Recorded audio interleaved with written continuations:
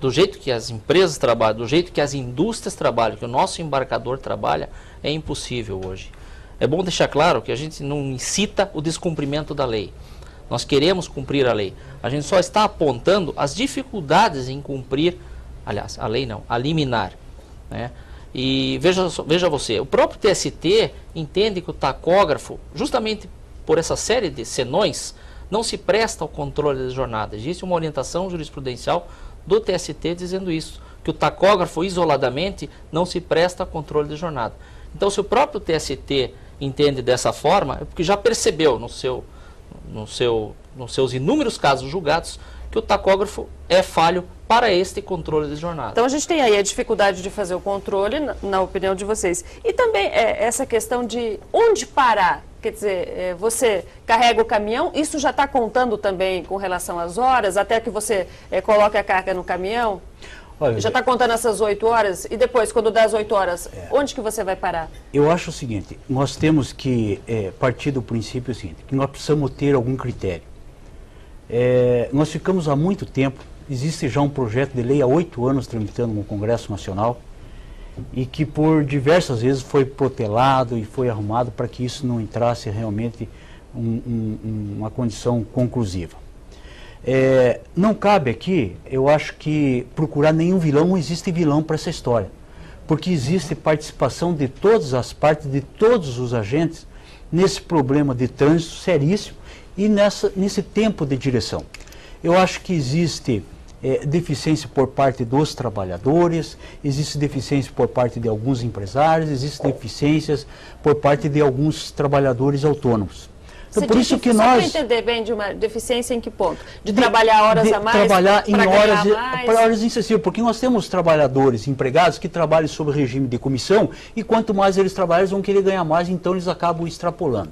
Então, ou seja, não é só a empresa que... Não, existe o caso das empresas que assumem, às vezes, compromissos, né, para uma taxa melhor de cotação e tal, e assumem compromissos que, às vezes, é meio difícil de ser cumprido num horário normal de trabalho. Existem os autônomos também que são independentes, que têm seus compromissos, as prestações para pagar, os seus financiamentos e acabam extrapolando. Então, nós sempre defendemos, o Sindicam Paraná e agora frente à Federação Nacional, que precisa ter um regulamento.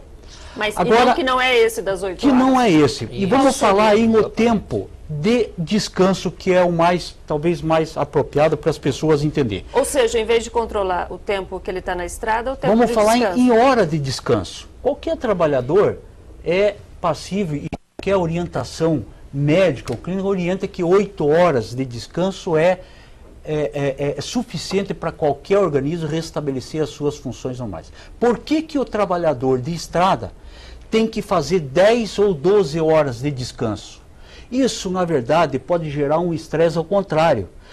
Você imagine, o trabalhador de estrada é diferente daquele que sai do seu trabalho e vai para o aconchego do seu lar, com a sua família, vê uma televisão, vê os filhos e está se distraindo. Ele está na estrada. Ele está na rodovia, numa cabine de caminhão, ficar 10 horas parada, o que a pessoa vai procurar fazer? Ele vai procurar distração, ele vai ficar irritado, ele vai sair dali querendo recuperar o tempo perdido. Correr mais. Entendeu? E isso pode gerar um problema ao contrário. Então, eu acho que nós precisamos sim ter um controle. Nós somos totalmente favoráveis.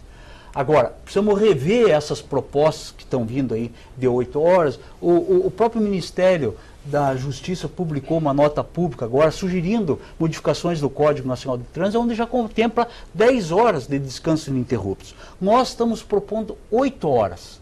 Essa é a nossa proposta. Qualquer outro. Com 8 horas de descanso, mas aí ele ininterruptos. 8 horas ininterruptos, mas uma jornada de cada 4 horas, ele descansar meia hora, entendeu? Porque ele tem horário de período de almoço também, entendeu? Então, eu acho que fica perfeitamente viável, seguro, né? Tanto as empresas como os autônomos vão poder se adequar e criar uma estrutura, porque o país também precisa se preparar. Você citou muito bem, nós não temos estrutura para os caminhões parar para fazer o descanso. Deu 8 horas, onde é que eu paro? Não tem.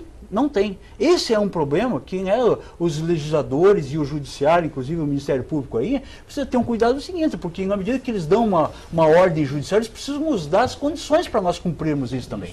Então ninguém está aqui para descumprir ordem judicial ou querer extrapolar as horas de trabalho aí do trabalhador da estrada. Mas nós precisamos ter condições para cumprir a legislação. Então, eu acho que precisa ser feita uma coisa pausada. É um problema que o país precisa enfrentar. Nós, todo o segmento de transporte, autônomos, trabalhadores e empresas, está dando demonstrações claras que quer enfrentar esse problema. Estamos aí discutindo. Nós estamos apresentando a proposta. Semana passada nós tivemos uma reunião na Confederação Nacional de Transporte, onde, junto da seção de cargas e autônomos, foi tirado um parecer em cima da nota pública do Ministério da Justiça, que vai ser apresentado ao governo agora para contrapor isso. Então, eu acho o seguinte, se nós definirmos essa questão do tempo ininterrupto de descanso para 8 horas, essa questão de viajar a cada 4 horas é perfeitamente possível ser cumprida. Fernando, veja, é a melhor solução? Não, com certeza, é isso que nós temos defendido também. Ao invés do tempo de condução efetiva, criar um mínimo de descanso para que se garanta a saúde do trabalhador. Aí ninguém sai perdendo, todas as partes são atendidas e nós resolvemos o problema de uma vez por todas. É importante também destacar que isso tudo teve origem na quantidade de acidentes que estão sendo verificados. Agora, não podemos ser hipócritas e atribuir aos acidentes somente essa questão do excesso de jornada dos motoristas. A gente sabe que hoje, você vê isso quase que diariamente na televisão, acidentes causados por imprudência dos motoristas e nas estradas em especial, pelas péssimas condições das rodovias. Entendeu? Então, mas há excesso de horas trabalhadas dos caminhoneiros também? É evidente que há. Já foi constatado. Existe. Existe, mas isso não é regra. Isso seja a regra de mercado. Não. Nós, por exemplo, não exigimos que o nosso motorista exceda a sua jornada. Agora, que existe. Não dá para tapar os olhos para isso. Certo? Agora, também, atribuir só